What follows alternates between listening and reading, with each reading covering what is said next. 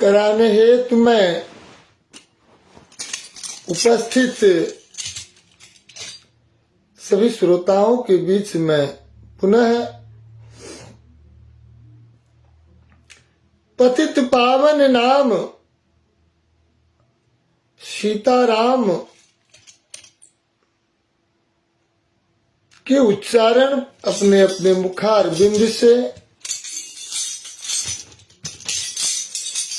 करें और लाभ उठावे, भक्ति आनंद लें। तो मैं निवेदन करूंगा श्रोताओं को कि कृपया आप यदि अपने मन की बात, अपने मन की भावना को व्यक्त करना चाहें तो आप 98-048-7383 पर अपने गीत, अपनी कथा, अपने मन की बातें रखें और मैं चलूं। हनुमान जी महाराज बैठे हुए हैं, कौन कौन भक्त श्रोता आने वाले हैं, आप आइए। आप प्रत्यक्ष प्रसारण भी देख रहे हैं। चले हम। सीताराम जय सीताराम जय, सीताराम जय सीताराम जय, जय सीताराम,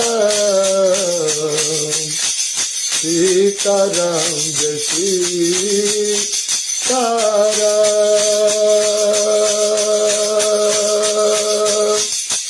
जय सीताराम, सीताराम जय सीताराम,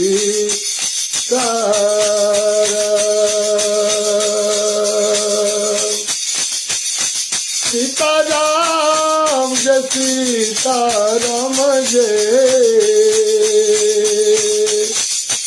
जय सीताराम, सीताराम जय सीताराम,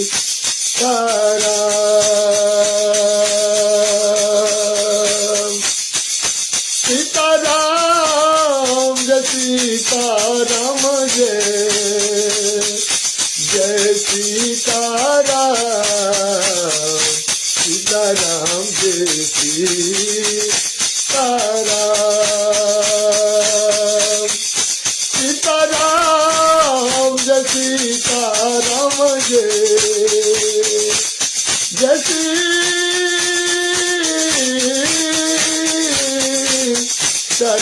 जय, जय सीताराम, सीताराम जय सीताराम, सीताराम जय सीताराम जय, जय सीताराम, सीताराम जय सीताराम, सीताराम सीताराम जय, सीताराम जय सीताराम जय, जय सीताराम, सीताराम जय सीताराम, सीताराम जय सीताराम जय, सीताराम जय सीताराम जय, जय सीताराम, सीताराम जय सीताराम जरा, सीताराम,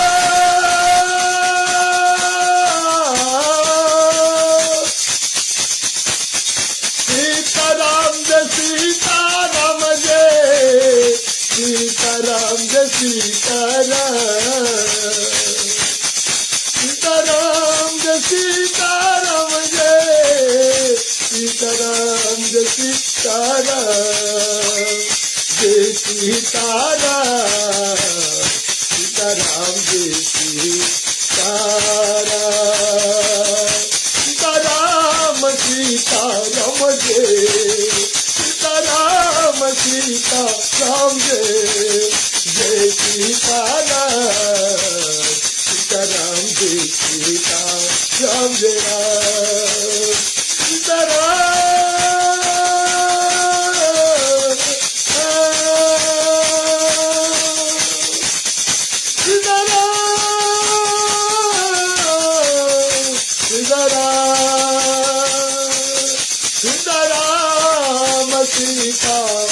राम जय सीता राम जय सीता राम जय सीता राम जय सीता राम जय राधे श्याम जय राधे श्याम राधे श्याम जय राधे श्याम राधे श्याम सीता राम जय सीता राम। श्रोता वृंद, आप सुन रहे हैं रेडियो मधेश से प्रसारित कार्यक्रम भक्ति सरगम, और भक्ति सरगम में आज प्रमुख एकादशी की कथा को आप सुने।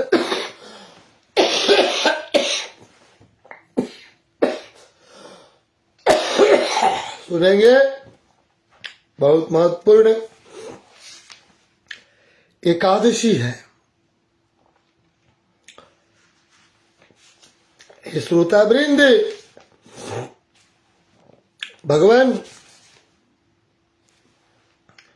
की इच्छा से यह एकादशी व्रत करने से संपूर्ण मनुष्य के किए हुए पाप, ताप और संताप से मुक्ति का प्राप्ति होता है। तो मैं संपूर्ण श्रोता वृंद, सब भक्तजन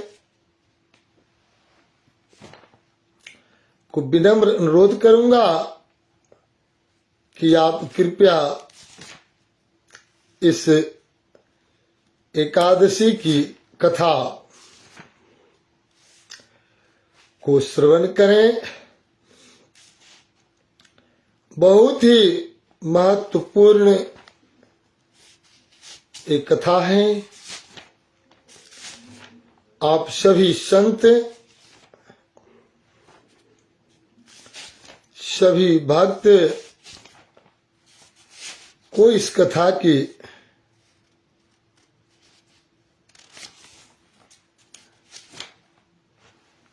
मैं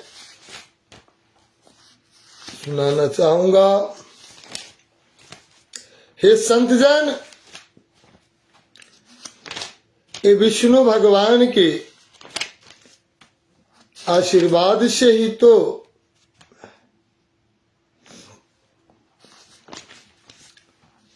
इनका प्रादुर्भाव हुआ। तो इनमें जागरण की बहुत ही महत्व है।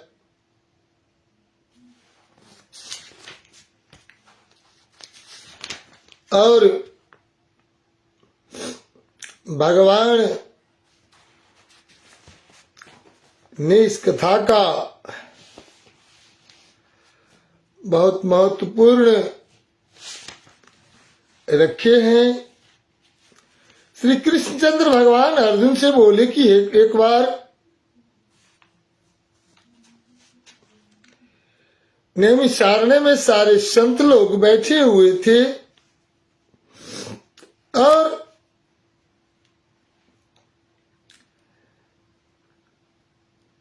सब विचार विमर्श में लगे हुए थे कि एकादशी कौन सा व्रत ऐसा है जिसके करने से इस कलिकाल में मनुष्य को जो पाप ताप त्रिताप हो को कैसे मिटाया जाए।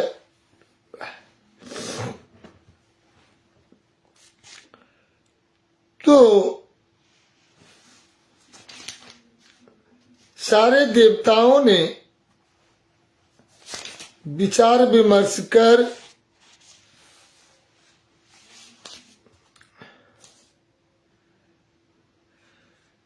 एकादशी की कथा के संबंध में बोले। तो एकादशी के करने से, जागरण करने से मनुष्य का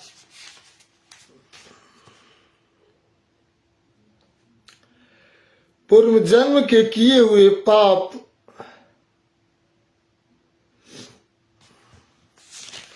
विनाश हो जाता है।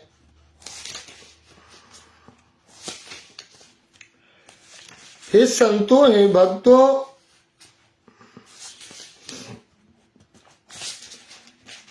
इस कलिकाल में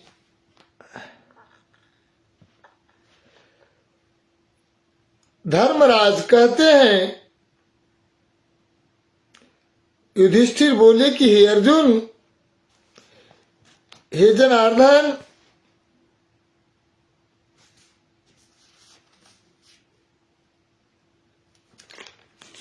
आप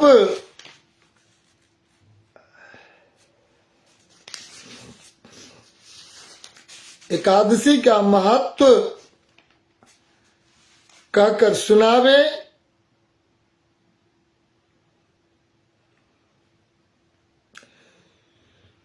एक समय दालम्ब ऋषि ने पुलस्त ऋषि से पूछा कि हे मुनीश्वर, मनुष्य मृत्यु लोक में ब्रह्म हत्या आदि महान पाप करते हैं और दूसरे के धन की चोरी, दूसरे की उन्नति देकर ईर्ष्या आदि करते हैं, परंतु फिर भी उनको नरक प्राप्त नहीं होता। सो क्या कारण है? वह न जाने कौन सा अल्पदान या अल्प परिश्रम करते हैं जिनसे उनके पाप नष्ट हो जाते हैं। यह सब आप कृपा कहिए। इस पर पुलस्त महात्मा बोले, मुनि, आपने मुझसे अत्यंत गंभीर प्रश्न पूछा है। इससे संसारी जनों की बहुत लाभ होगा। इसको इंद्र आदि देव भी नहीं जानते, परंतु मैं आपको यह गुप्त भेद अवश्य ही बताता हूं। माघ मास के आने पर मनुष्य को स्नान आदि से शुद्ध रहना चाहिए। इंद्रियों को बस में करके तथा काम, क्रोध, लोभ, मोह, ईर्ष्या, अभिमान आदि का स्मरण नहीं करना चाहिए। उसको हाथ पैर धोकर पुष्प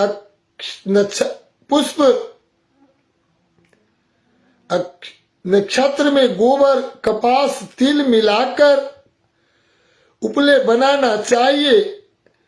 उन कंडों को 108 बार हवन करें और यदि उस दिन मूल नक्षत्र को द्वादशी हो तो नियम से रहे। स्नान आदि नित्य क्रिया से शुद्ध होकर भगवान का पूजन कीर्तन करना चाहिए। एकादशी के दिन व्रत करें और रात्रि को जागरण तथा हवन करें। उसके दूसरे दिन धूप दीप नैवेद्य से भगवान को पूजा करें और और खिचड़ी का भोग लगाना चाहिए। उस दिन कृष्ण भगवान का पूजन करना चाहिए। उनको पेठा, नारियल, सीताफल, सुपारी सहित अर्घ्य देना चाहिए। फिर उनकी स्तुति करनी चाहिए। हे भगवान, आप अशरणों के शरण देने वाले हैं। आप संसार में डूबे हुए का उद्धार करने वाले हैं। हे पुंडरीकाक्ष, हे कमल नेत्रधारी, हे विश्व भगवान, हे जगत गुरु, आप लक्ष्मी जी सहित मेरे इस तुच्छ अर्घ को स्वीकार कीजिए। इसके पश्चात ब्राह्मण को तिल दान करना चाहिए। इस प्रकार मनुष्य जितने तिल का दान करता है वो उतने ही सहस्त्र वर्ष स्वर्ग में निवास करता है। तिल स्नान, तिल का उपटन, तिलोदक, तिल का भोजन, तिल का दान यह खटतिला एकादशी में होता है। एक दिन नारद ऋषि बोले कि हे भगवान, आपको नमस्कार है। आप खटतिला एकादशी को क्या पुण्य होता है और उसकी क्या कथा है, सो कृपा पूर्वक कहिए। हे कृष्ण भगवान बोले कि हे नारद, मैं तुमसे आंखों देखी सत्य घटना कहता हूं, ध्यान पूर्वक सुनो। प्राचीन समय में मृत्युलोक में एक ब्राह्मणी रहती थी। वह सदैव व्रत किया करती थी। एक समय वह 1 माह तक व्रत करती रही। उसमें उसका शरीर अत्यंत दुर्बल हो गया। वह अत्यंत बुद्धिमती थी, परंतु फिर भी उसने कभी भी देवताओं तथा व्रतों से अपना मन स्थिर नहीं किया। इस प्रकार मैंने सोचा कि ब्राह्मणी ने व्रत आदि से अपना शरीर शुद्ध कर लिया है और इसको वैष्णव लोक भी मिल जाएगा, परंतु इसने कभी अन्नदान नहीं किया। इससे इसकी तृप्ति होना कठिन है। ऐसा सोचकर मैं मृत्यु लोक में गया और उस ब्राह्मणी से अन्न मांगा। वह बोली कि हे महाराज, आप यहाँ किस लिए आए? मैंने कहा कि मुझे भिक्षा चाहिए। इस पर उन्होंने मुझे एक मिट्टी का पिंड दे दिया। मैं उसे लेकर स्वर्ग लौट आया। कुछ समय बीतने पर वो ब्राह्मणी भी शरीर त्याग कर स्वर्ग आई। मिट्टी के पिंड के प्रभाव से उसे उस जगह का एक आम वृक्ष सहित गृह मिला, परंतु उस गृह की अन्य वस्तुओं में शून्य था। वह घबराई हुई मेरे पास आई और कहने लगी, हे भगवान, मैंने अनेकों व्रत आदि से आपकी पूजा की है, परंतु फिर भी मेरा घर वस्तुओं से रहित है। सो क्यों कारण है? मैंने कहा, तुम अपने गृह को जाओ और देव स्त्रियां तुम्हें देखने आएगी। जब तुम उनसे खटतिला एकादशी का पुण्य और विधि सुन लो तभी द्वार खोलना। भगवान के ऐसे वचन सुनकर वह अपने घर को गई। जब देव स्त्रियां आई और द्वार खुलवाने लगी तब वो ब्राह्मणी बोली कि यदि आप मुझे देखने आई है तो खटतिला एकादशी का महात्म कहिए। उनमें से एक देवी स्त्री बोली, सुनो मैं कहती हूँ। जब उसने खटतिला एकादशी का महत्व सुना दिया तब उसने द्वार खोला। देव स्त्रियों ने उनको सब स्त्रियों से अलग पाया। उस ब्राह्मणी ने भी देवी स्त्रियों को के कहे अनुसार खटतिला एकादशी का व्रत किया। इसके प्रभाव से उसका गृह धन्य धान्य से भरपूर हो गया। यथा मनुष्य को मूर्खता त्याग कर खटतिला एकादशी का व्रत करना चाहिए। इसमें मनुष्य को जन्म जन्म की आरोग्यता प्राप्त हो जाती है। इस व्रत के मनुष्य के समस्त पाप नष्ट हो जाता है।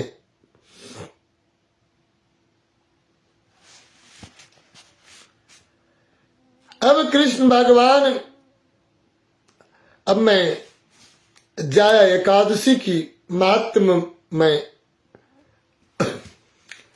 आप सभी संतों के बीच रखना चाहूंगा।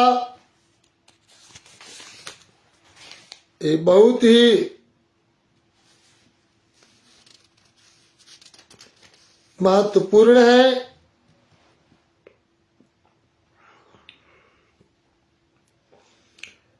और इससे अधिक भी आज विद्या एकादशी है, इसलिए मैं सभी संतों को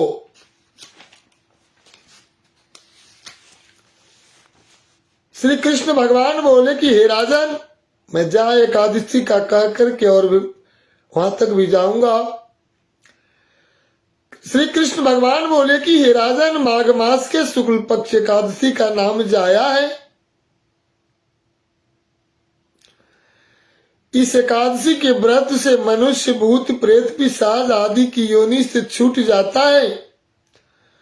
अतः इस एकादशी के व्रत को विधि पूर्वक करना चाहिए। हे राजन, मैं एक पौराणिक कथा कहता हूं, उसे सुनिए।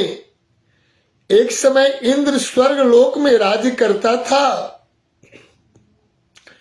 वहां अमृत का पान कर नंद वन में अप्सराओं के साथ आनंद पूर्वक क्रीड़ा करता था। एक समय इंद्र अपनी इच्छा अनुसार अप्सराओं के साथ रमन कर रहा था। उन्हें न जाने लगा उस जगह गंधर्व गान कर रहे थे। वहां गंधर्वों में प्रसिद्ध पुष्पदंत तथा उसकी लड़की चित्रसेन की स्त्री मलिन ये सब थे। उस जगह मलिन का लड़का पुष्पवान था और उसका लड़का माल्यवान था। उस समय पुष्पवती नामक एक गंधर्व लड़की माल्यवान को देखकर उस पर मोहित हो गई, कामबान से चलायमान होने लगी। उसने अपने रूप सौंदर्य हाव भाव आदि के द्वारा माल्यवान को बस में कर लिया। हे राजर्षि, वह पुष्पवती अत्यंत सुंदर थी, उसके लक्षण अत्यंत सुंदर थे। पुष्पवती की ऐसी सुंदरता को देखकर माल्यवान भी उसके ऊपर मोहित हो गया। तो ये दोनों कामदेव के बस में हो गए, परंतु फिर भी इंद्र के बुलाने पर नाच गाने के लिए जाना पड़ा और अप्सराओं के साथ अपना अपना गान शुरू किया। यद्यपि यह नाच गा रही थी, परंतु कामदेव के प्रभाव से उसका मन न लगा और अशुद्ध गाने लगी। उनकी भाव भृंगियों को देखकर इंद्र ने उनके प्रेम को समझ लिया और श्राप दिया कि हे मेरी आज्ञा का उल्लंघन करने वाले मूर्खों, तुमने मेरा अपमान किया है, इसलिए तुम स्त्री पुरुष के रूप में मृत्युलोक में जाकर पिशाच का रूप धारण करो और अपना कर्म फल भोगो। इंद्र का श्राप सुनकर वे अत्यंत दुखी हुए और हिमालय पर पिशाच बनकर दुख पूर्वक अपना जीवन व्यतीत करने लगे। उन्हें गंध रस स्पर्श आदि का कुछ ज्ञान नहीं था। उस जगह महान दुख मिल रहे थे। रात दिन हुए, एक क्षण भी निद्रा नहीं आती थी। उस स्थान पर अत्यंत सर्दी थी, जिसके कारण उनके रोमांस खड़े हो गए। उनके दांत भी सर्दी से कटकटा रहे थे। एक दिन पिशाच ने अपनी स्त्री से कहा, कि न मालूम हमने पिछले जन्म में कौन से पाप किए हैं जिससे हमें इतनी दुखदाई यह पिशाच योनि प्राप्त हुई है। पिशाच योनि में नरक के दुख सहना उत्तम है। इसी प्रकार अनेक विचारों के करते हुए अपना दिन व्यतीत करने लगे। देव योग से एक दिन माघ मास के शुक्ल पक्ष की जाया नाम की एकादशी आई। उस दिन इन दोनों ने कुछ भी भोजन न किया और न कोई पाप कर्म किया। उस दिन केवल फल फूल खाकर दिन व्यतीत किया और महान दुख के साथ पीपल के वृक्ष के नीचे बैठ गए। उस समय सूर्य नारायण अस्ताचल को जा रहे थे। वह रात्रि इन दिनों ने एक दूसरे से सटकर बड़ी कठिनता से काटी। दूसरे दिन प्रातः काल होते ही भगवान के प्रभाव से इनकी देह छूट गई। अत्यंत सुंदर अप्सरा को गंधर्व की देह धारण करके तथा सुंदर वस्त्र आभूषण से अलंकृत होकर स्वर्गलोक की चले गए। उस समय आकाश में देवतागण तथा गंधर्व उनकी स्तुति करने लगे। नागलोक में जाकर इन दोनों को देवराज इंद्र को प्रणाम किया। इंद्र को भी इनका अपने प्रथम रूप में देखकर महान आश्चर्य हुआ और इनमें पूछने लगे कि तुमने अपनी पिशाच देह से किस प्रकार छुटकारा पाया, सो सब कहो। इस पर माल्यवान बोले कि हे देवेंद्र, भगवान विष्णु की प्रभाव का जाया एकादशी के व्रत के पुण्य से हमारी पिशाच योनि छूटी है। इंद्र बोले कि हे माल्यवान, एकादशी व्रत करने से क्या विष्णु के प्रभाव से तुम लोग पिशाच देह की को छोड़कर पवित्र हो गए हो और हम लोगों के भी वंदनीय हो गए हो, क्योंकि शिव तथा विष्णु भक्त हम लोगों के वंदना करने योग्य है। अतः आपको धन्य है। अब तुम पुष्पवती के साथ जाकर विहार करो। हे युधिष्ठिर, जाया एकादशी के व्रत करने से समस्त कुयोनि नष्ट हो जाती है। जिस मनुष्य ने इस एकादशी का व्रत किया है उससे मानो सब तप यज्ञ दान आदि किए हैं।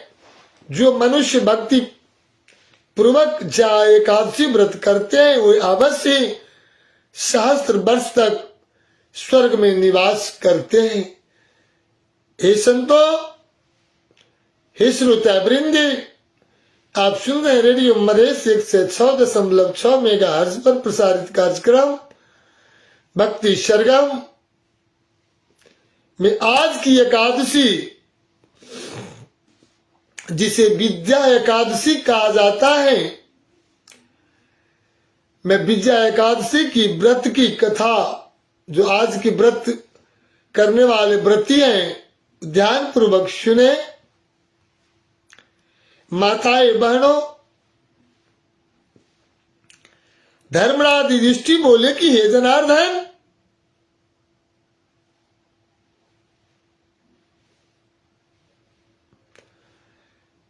फाल्गुन मास के कृष्ण पक्ष की एकादशी का क्या नाम है, उसकी विधि क्या है, सो सब कृपा पूर्वक कहिए। श्री कृष्ण भगवान बोले कि हे राजन, फाल्गुन मास के कृष्ण पक्ष की एकादशी का नाम विद्या है। इसके व्रत के प्रभाव से मनुष्य को विजय मिलती है। उस विद्या एकादशी के महात्म के श्रवण एवं पठन से समस्त पाप नष्ट हो जाते हैं। एक समय देवर्षि नारद ने जगत पिता ब्रह्मा जी से पूछा कि हे ब्रह्मा जी, आप मुझे फाल्गुन मास के कृष्ण पक्ष की विद्या नामक एकादशी का व्रत विधान बतलाइए। ब्रह्मा जी बोले कि हे नारद, विद्या एकादशी का व्रत प्राचीन तथा नए पापों का नष्ट करने वाला है। इस विजया एकादशी की विधि मैंने आज तक किसी से नहीं कही है। यह समस्त मनुष्यों को विजय प्रदान करती है। त्रेता युग में मर्यादा पुरुषोत्तम श्री रामचंद्र जी को जब 14 वर्ष के लिए वनवास हो गया, तब वह श्री लक्ष्मण जी तथा माता जानकी सहित पंचवटी पर निवास करने लगे। बोले श्यावर रामचंद्र की जय। उस जगह महापापी रावण ने श्री सीता जी का हरण किया। इस दुखद समाचार से श्री राम जी तथा लक्ष्मण जी अत्यंत व्याकुल हुए और सीता जी की खोज में चल दिए। घूमते घूमते हुए मरणासन जटायु के पास आ पहुंचे। जटायु भी अपनी समस्त कथा सुनाकर स्वर्गलोक को चला गया। कुछ आगे चलकर उसकी सुग्रीव के साथ मित्रता हो गई और बाली का वध किया। हनुमान जी ने लंका में जाकर सीता जी का पता लगाया और सीता जी से श्री रामचंद्र जी तथा सुग्रीव का मित्रता का वर्णन किया। वहां से लौटकर हनुमान जी श्री रामचंद्र जी के पास आए और तब समाचार कहे, रामचंद्र ने सुग्रीव की संपत्ति लेकर बाणों भालुओं की सेना सहित लंका को प्रस्थान किया। जब श्री रामचंद्र समुद्र के किनारे पहुंच गए तब उन्होंने महानगाध मगरमच्छ से युक्त समुद्र को देखकर लक्ष्मण जी से कहा कि हे लक्ष्मण, इस महानगाध मगरमच्छ ने युक्त समुद्र को किस प्रकार पार कर सकेंगे। श्री लक्ष्मण जी बोले कि हे राम जी, आप आदि पुरुष पुराण पुरुषोत्तम हो। यहां से करीब आधा योजन की दूरी पर कुमारी द्वीप में बकदालभ्य नाम के मुनि रहते। उन्होंने अनेकों नाम के ब्रह्मा देखे हैं। आप उनके पास जाकर इसका उपाय पूछिए। लक्ष्मण जी के वचनों को सुनकर श्री रामचंद्र जी बकदालभ्य ऋषि के पास गए और उनके प्रणाम करके बैठ गए। मुनि ने भी उनके मनुष्य का रूप धारण किए हुए पुरुष को पुरुषोत्तम समझा और उसने पूछा कि हे राम जी, आप कहां से पधारे हैं। श्री राम जी बोले कि हे महर्षि, मैं अपनी सेना सहित यहाँ आया हूं और राक्षसों को जीतने लंका जा रहा हूं। आप कृपा कर समुद्र को पार करने का कोई उपाय बताइए। इसी के लिए मैं आपके पास आया हूं। बकदालभ्य ऋषि बोले कि हे राम जी, मैं आपको एक उत्तम व्रत बतलाता हूं।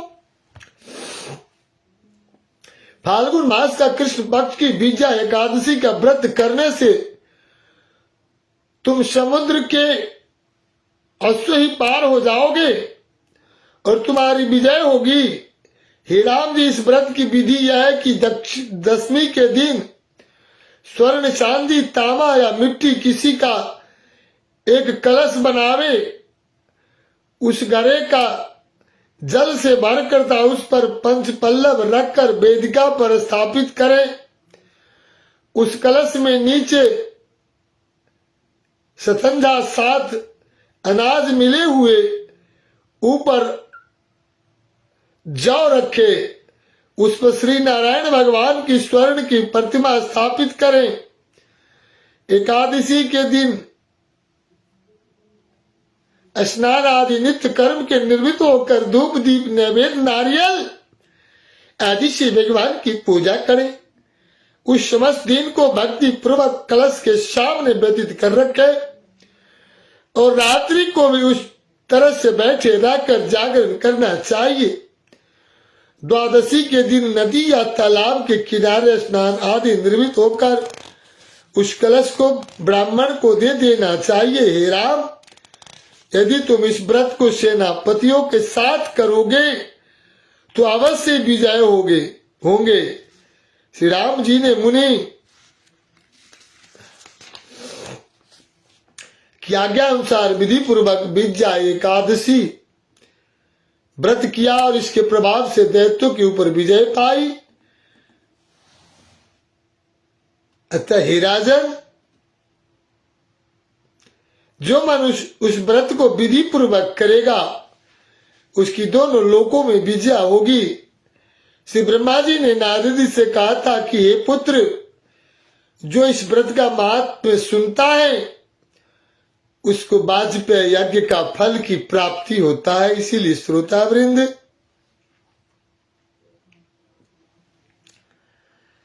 आप सुने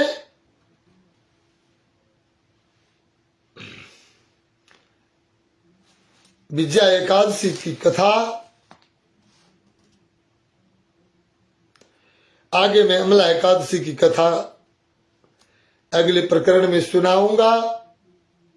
समय साथ नहीं है। चलो मैं आपको सुंदर सा एक छोटा भजन परोसना चाहूंगा। आप इस भजन को सुने और अपने भगवान की ध्यान करें।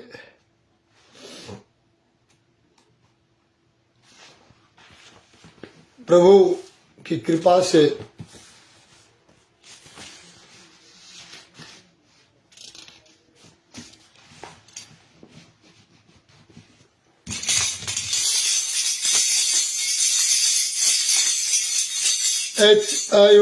अच्युतं केशवं कृष्ण दामोदरं राम नारायण जानकी वल्लभम्। अच्युतं केशवं कृष्ण दामोदरं राम नारायणं जानकी वल्लभम्। कौन कहता है भगवान आते नहीं, कौन कहता है भगवान आते नहीं, मीरा की तरह तुम बुलाते नहीं। लोग कहते हैं कि भगवान आते नहीं है, लोग कहते हैं भगवान आते नहीं, मीरा की तरह तुम बुलाते नहीं। अच्युतं केशवं कृष्ण दामोदरं राम नारायणं जानकी वल्लभम्। कौन कहता है भगवान खाते नहीं, कौन कहता है भगवान खाते नहीं। बैर सबरी की तरह, बैर सबरी के जैसे खिलाते नहीं। अच्युतं केशवं कृष्ण दामोदरं राम नारायणं जानकी वल्लभम्। राम नारायणं जानकी वल्लभम्। कौन कहता है भगवान नाचते नहीं, कौन कहता है भगवान नाचते नहीं। गोपियों की तरह तुम नचाते नहीं, गोपियों की तरह तुम नचाते नहीं। अच्युतं केशवं कृष्ण दामोदरं राम नारायणं जानकी वल्लभम्। कौन कहता है भगवान सोते नहीं, कौन कहता है भगवान सोते नहीं। माँ जसोदा के जैसे चुराते नहीं, माँ जसोदा की जैसे चुराते नहीं, माँ जसोदा के जैसे चुराते नहीं। अच्युतं केशवं कृष्ण दामोदरं, अच्युतं केशवं कृष्ण दामोदरं राम नारायणं जानकी वल्लभम्। राम नारायणं जानकी वल्लभम्। अच्युतं केशवं कृष्ण दामोदरं। शीतम केशरम कृष्ण दामोदरम राम नारायणं जानकी वल्लभम राम नारायणं जानकी वल्लभम